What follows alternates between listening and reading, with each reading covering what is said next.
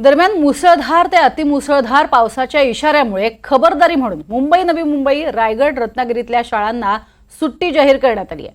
आजही मुंबई, रायगड, रत्नागिरीमध्ये मुसळधार ते अतिमुसळधार असा पावसाचा इशारा देण्यात आलाय आणि त्यामुळेच शाळा आणि महाविद्यालय बंद ठेवण्याचा निर्णय घेण्यात आलाय। पावसानं मात्र सकाळपासून उसंत घेतलेली पाहायला मिळतेय। धुवाधार असा पाऊस तरी सध्या नाहीये, मात्र मुंबई, नवी मुंबई या ठिकाणी तसंच कोकणात शाळांना सुट्टी जाहीर करण्यात आली आहे।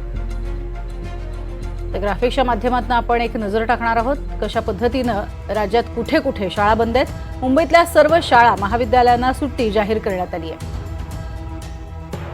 रायगडमधील सर्व शाळा महाविद्यालयांना सुद्धा सुट्टी जाहीर करण्यात आली आहे। पुण्यामध्ये 12वी पर्यंतच्या सगळ्या शाळांना सुट्टी जाहीर करण्यात आली आहे। तर नवी मुंबईतील सर्व शाळा महाविद्यालयांना सुद्धा सुट्टी जाहीर करण्यात आली आहे। पनवेलमध्ये सर्व शाळा, महाविद्यालय, व्यवसाय आणि प्रशिक्षण केंद्र, शैक्षणिक संस्था यांना सुट्टी जाहीर करण्यात आली आहे।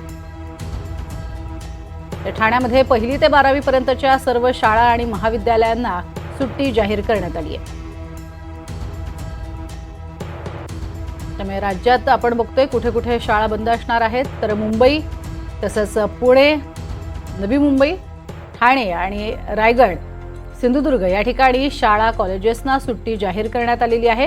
काही ठिकाणी पूर्णपणे शाळा तर काही ठिकाणी कॉलेजेसना सुद्धा सुट्टी जाहीर करण्यात आली आहे। काल झालेला पावसाचा अंदाज लक्षात घेता हा निर्णय घेण्यात आलाय। मुंबईमध्ये 250 ते 300 मिलीमीटर पावसाची नोंद झाली होती।